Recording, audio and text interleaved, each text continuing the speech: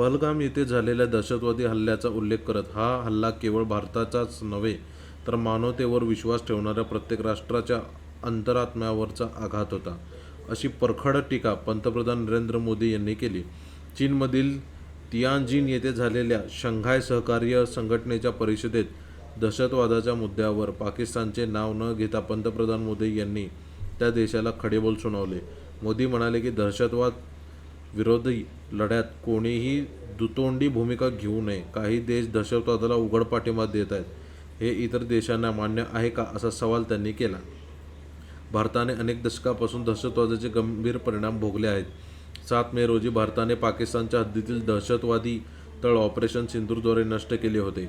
पंतप्रधान मोदींनी यावेळी सर्व देशांनी एकत्र येऊन सर्व प्रकारच्या दहशतवादाचा विरोध करण्याचे आवाहन केले. दरम्यान सोमवारीच पंतप्रधान मोदी यांना रशियाचे अध्यक्ष व्लादिमीर पुतिन यांनी एससीओ परिषदेच्या पार्श्वभूमीवर आयोजित द्विपक्षीय बैठकीच्या स्थळी आपल्या लिमोझिनमधूनच नेले. यावेळी दोन्ही नेत्यात गाडीतून खाली न उतरताच एकांतात सुमारे 50 मिनिटं चर्चा झाली.